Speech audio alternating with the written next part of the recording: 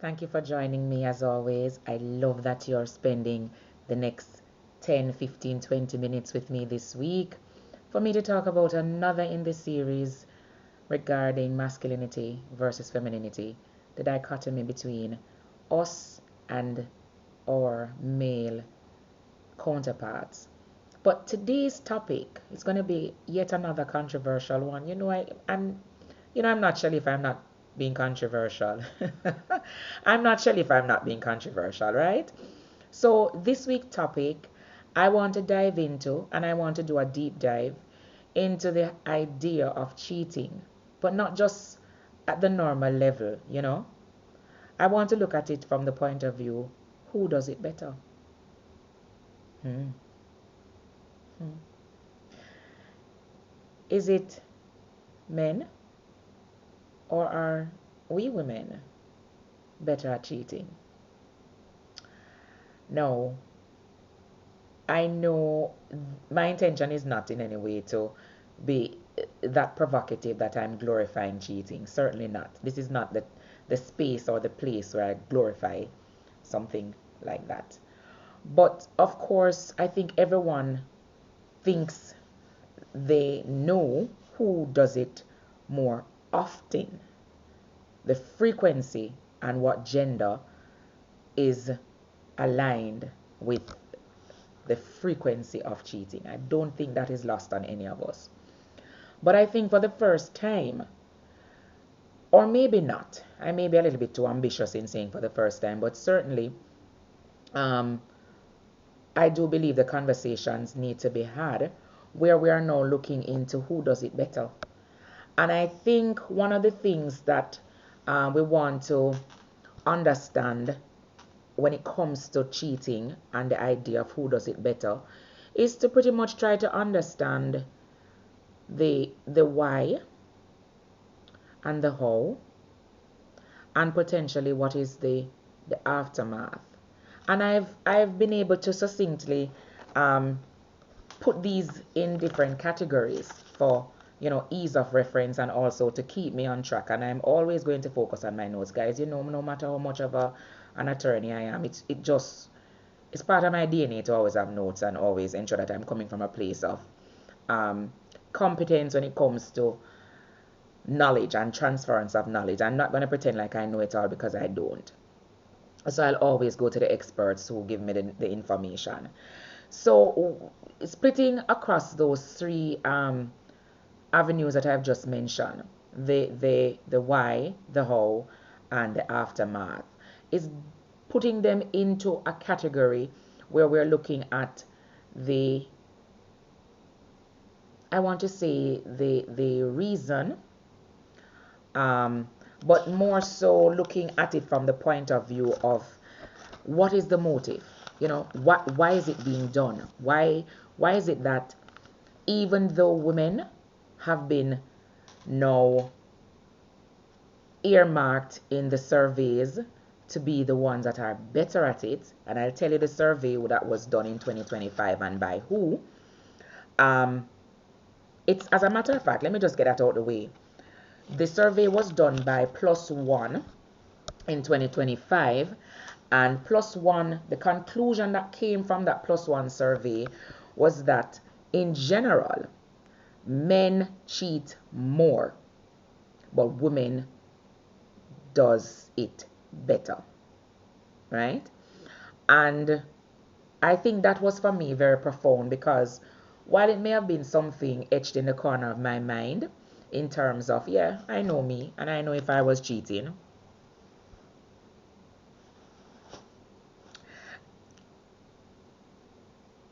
Okay, guys, I'm really trying to keep a straight face with this, only because it's a very serious topic. But I'm always going to be Shelly. I'm always going to give you the gimmicks and the jokes.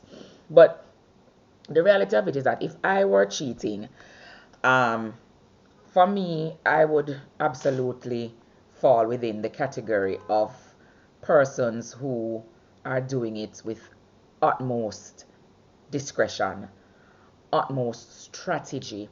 We're talking about execution, planning, implementation. We're going to be approaching this as females with so much um, knowledge and so much determination that finding us out, catching us, is gonna be slim to none. All right. And I'm not proud of it. Remember, guys, I said it's not a moment to be proud of, but it is what it is. It is what it is. So, having looked at that research from the Plus One survey done in 2025, and looking at the idea of who does it better, because that's where the provocation comes from, and that's where the provoking thought needs to arise, is to understand, as I would have mentioned from the onset, the motive, the method, and the mindset, right? And today, extraordinaires, I want to unpack the art of cheating, just to be able to say, for once, I have thought about it completely outside of an emotional place. Because if you went to my video and we talk about you too masculine and too feminine for me, you would have known that ideally I cross the boundary where I may have a lot of feminine traits and characteristics, but yeah, she thinks like a man. Yeah, she thinks like a man. Yeah. So I thought it this time around that I'm going to employ that side of me that I've always employed, which is the logical side, the side that is not focusing too much on the emotional aspect of cheating, but just laying out the facts and the truth as they exist, and land them wherever. And if they hurt my species, if they help my species, right? So let us look at what is called the motive. Now remember, guys, I'm approaching this from the three M's, and I'm going to call them the three M's so that I myself don't forget them. So it's the motive, the method, and the mindset, right? So I'm going to start off with the motive. And as I mentioned, the motive is really the why, the rationale, the reasons. Now, in that survey, the Plus One survey of 2025, there were some reasons provided as to why men cheat. Okay? And similarly, there were also reasons provided as to why women cheat. Now I'm going to list some of the ones that were highlighted within that survey. And the first one that I'm going to highlight is just the plain old urge. The urge and opportunity that presents itself. That somehow men, they just gobble that up. There's no, just the raw desire. Raw desire.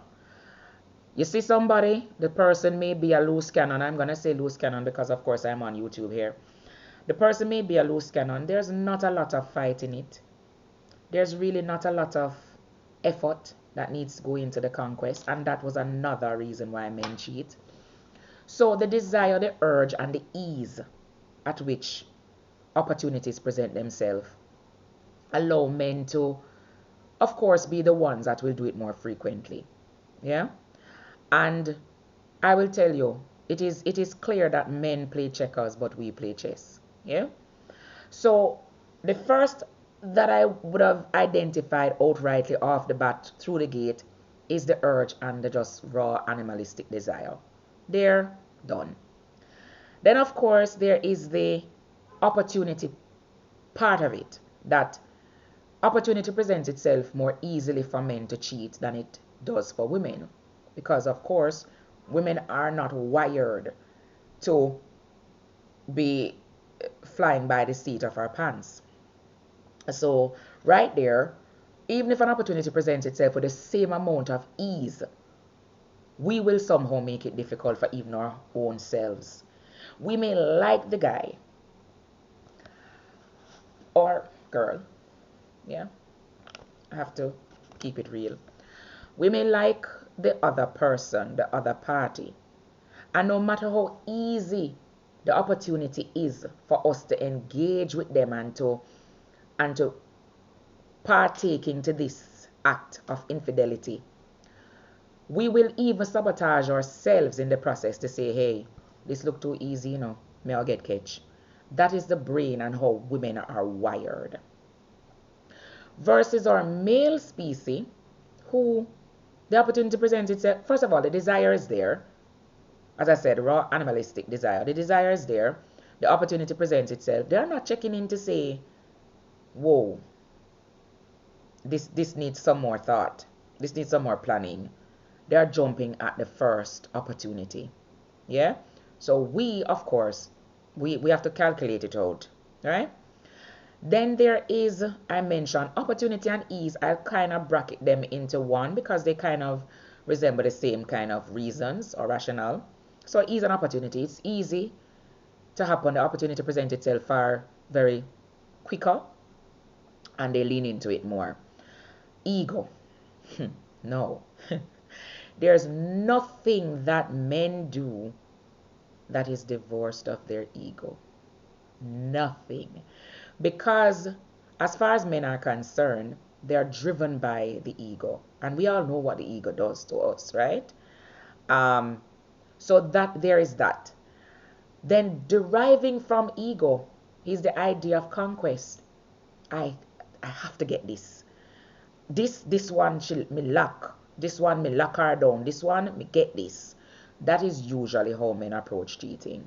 So the ego kicks in to tell you that me can get the girl, yeah.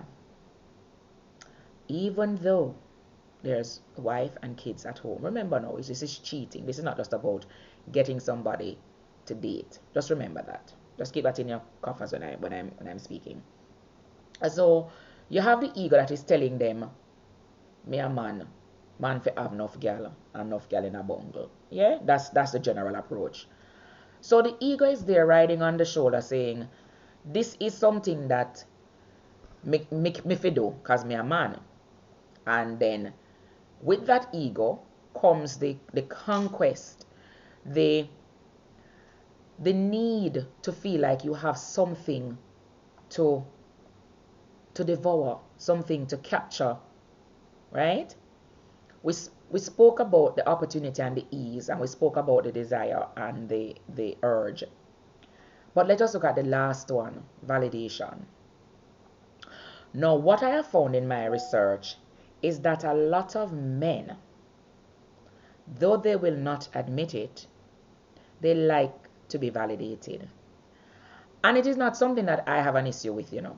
If you need validation, then you need validation. But I think for men, when it comes to cheating, they look for validation in places and in persons outside of the individual that really matters. And that is where they end up doing it more frequently. Certainly not better, but more frequently, because you're in a situation, you may feel a little bit emasculated by the situation. Maybe you're married and you're in a long-term relationship, and there's something in it that makes you feel a little bit emasculated. Instead of tackling that situation with the person that truly should matter, because at the end of the day, don't be fooled, ladies, side chicks. These men don't want you. They really want their ride or die that is at home. But you give them the validation that somehow they think they're not getting at home, because you are there to blow the smoke.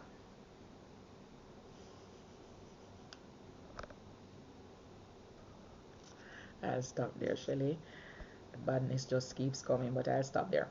So you side chicks, you're there to blow the smoke. It's obvious, and that's where the validation is coming from. So I'll tell my male counterparts, the time you're spending to get that validation, channel it elsewhere, because your reasons for cheating is getting you into problems, because you are clearly not the species that is doing it better. But I'm just gonna trot right over to the female of the species and look at some of the reasons why they cheat and see if I can offer some explanation from my own personal experience. I shouldn't say that, you know, because I really don't have any experience with cheating, but not directly, guys. Emotional connection or neglect. Now, a lot of women will tell you that they cheated on their partner because they felt neglected or there was an emotional disconnect. And this often arises when men in relationships fail to communicate and communicate not at their level but at the level of their spouse. So I'll give you an example. The female in the relationship says, I feel lonely, but I'm not alone, because clearly she's with somebody. I feel lonely. Now that in and of itself should allow you to not just listen, not just hear, but to listen, hear, and act. Because if you fail to act, then you are placing that special person in your life to feel emotionally disconnected or emotionally neglected. And while women do it better, they don't do it as frequent. So that is one of the reasons why women will cheat. Let me stress that again. While this is a reason why women cheat, because we are not frequent at the act of cheating, it is a reason, but it's a reason that we employ, and in employing that reason, we end up cheating better. Then the second reason why women cheat, according to the survey, is having their needs not met. What does this mean? Now, this can be different for women through and through. It doesn't necessarily mean that it's one type of need. It doesn't mean that it's a financial need. It doesn't mean that it's a non-financial need. It just means that whatever is the need of the woman, if when she turn left and turn right and look up and down, it's not being met, then it weighs heavily on her mind. And then her mind, remember now, this is what women use to process whether or not they are going to step out of the relationship. So when a need is unmet, the woman in the relationship will start to have something resonating within her cognitive space to want to now determine, you know what? If this is a financial need that is not met, then I'm going to have to find a way to get it met, because it is weighing heavily on her mind. If it's a non-financial need that is not being met, again, she's going to find a way to get it resolved. Now remember, guys, at the onset I said, I'm not glorifying cheating. There's no way under the sun, the earth, the moon, or the stars that this is something that I'm glorifying or put on a pedestal, because we know what happens when infidelity takes place. As a matter of fact, it's one of the 10 commandments, so me take it very serious. But we speak in facts, yeah? Then you have instances where the study has highlighted that women cheat for revenge reasons. Now, whether this was high on the scale of priority, I don't know. But revenge for me, personally, listening to my friends, and even in instances where the thought entered my mind, because we're keeping it real, yeah? Where the thought entered my mind, it was about balancing the scale. You do it, so me I gotta do it too. That is one of the reasons why women will venture into this unprecedented space. Now, again, is it a valid reason? Certainly it's not. I wouldn't encourage anybody to do anything to balance scale, because you're only hurting yourself in wanting to even things out. And my principle in life has always been revenge is a dish best served cold. So I'm not into the revenge thing. Me not do revenge well. Me let it sit down, make it sit in my spirit, and then me just start. Nah, so not no more, because I'm not give my keys and my stuff. But revenge is a this best goal for me. So revenge would not be, for me, one of the reasons why I would venture down this road. And let me just say, it will not happen. But if I were to go down the road of cheating, because I know I'm going to do it so damn good, it will not be for the purpose of revenge. I'm not trying to balance a scale with nobody. This is not where me balance scale. Me balance scale with other things, not with this. Then there's also the whole idea of dissatisfaction and emotional attachment. And we get that. That's self-explanatory. So now that we have looked at the reasons, let us look now at what is the method, which is the how.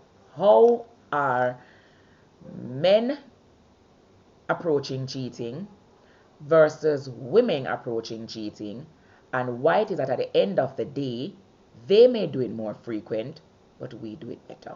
So here we go. The method. Now, having established the whys across both of the species, the method is for men. They are very impulsive. Very impulsive. The opportunity just needs to present itself. The ease just needs to present itself. The ego just needs to be there. The urge just needs to be there. And it happens just like that. Yeah? Uno too impulsive. Think, man. Sure. And because of the impulsive nature of it, it's very unplanned and uncalculated. It's just messy. Una leave things in our car. Una leave things on our phone. Una face change when a girl call. Una make the girl know una main chick number to call her. Let's talk about it now. Taking you to church, guys. Let's talk about it. Sorry, guys, I shifted my camera. Sure. Let's talk about it now. All in all, shaka is the word to describe the method used by men when they are cheating. Shaka, bad. As for the man, them we want to have two phones. Come now. Does it get any more ill experienced? Does it get any more juvenile for you to have two phones?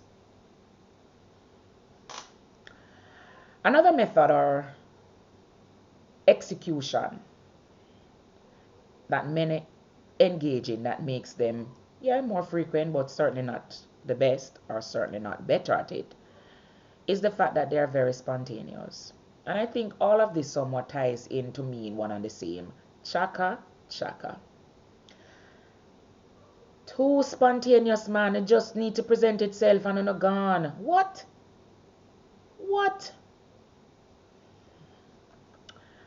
Now let's look at the females. And I smile every time I reach the females because it could not be more true. We don't have impulse when it comes to cheating. We are very deliberate. It will hurt us, ladies, but we're very deliberate with what we do. We know we are cheat and we know so we are going to cheat 6 months, 10 months down the road. We don't know who yet.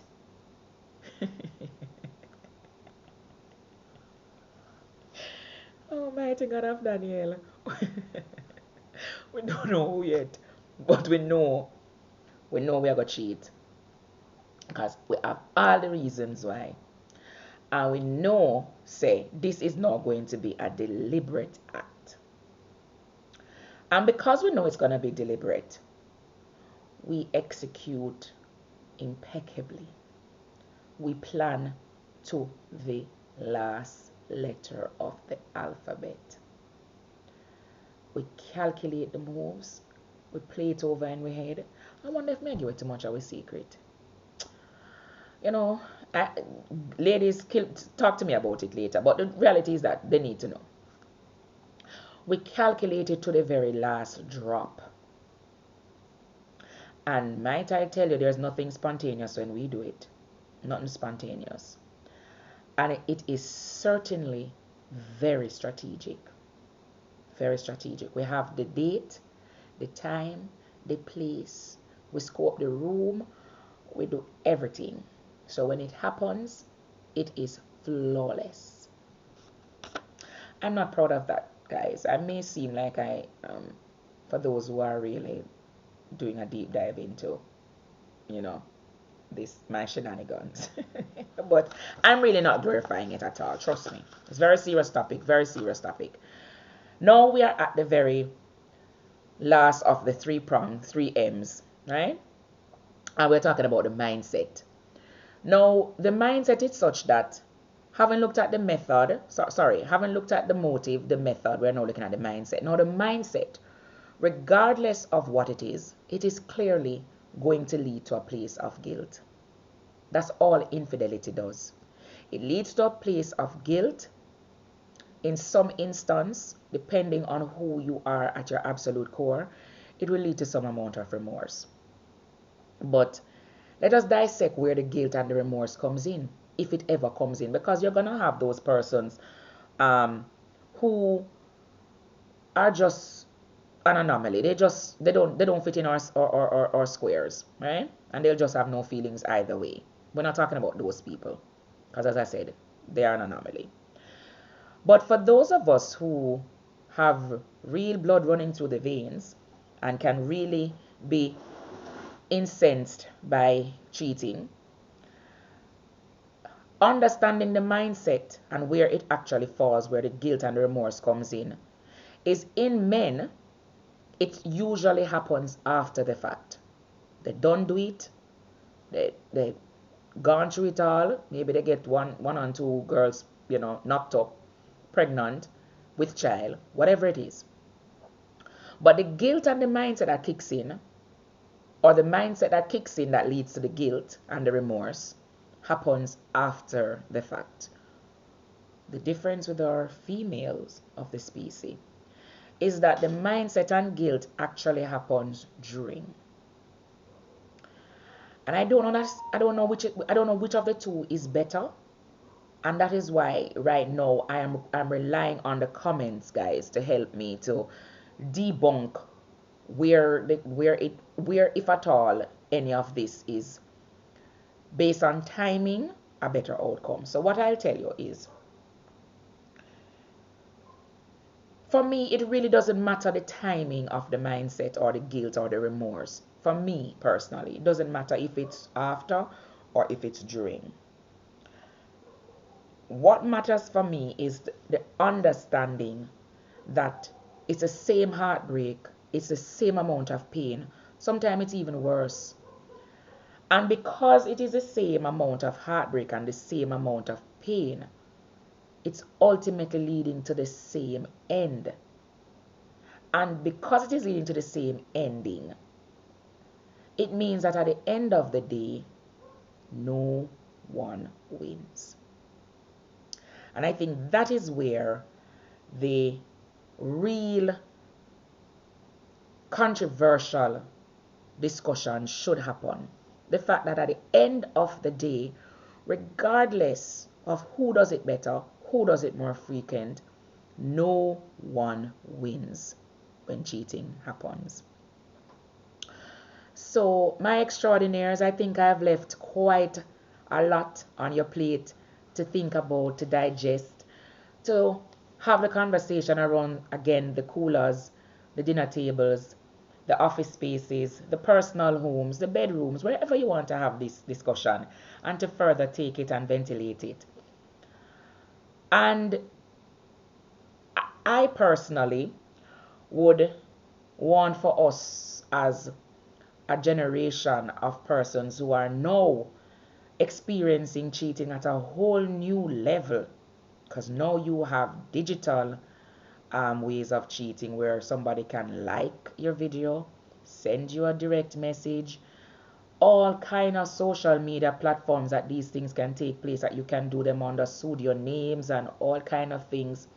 Now that the cheating landscape has evolved, my position is we need to get back to grassroots. We need to remember why we fell in love with whosoever we are in love with.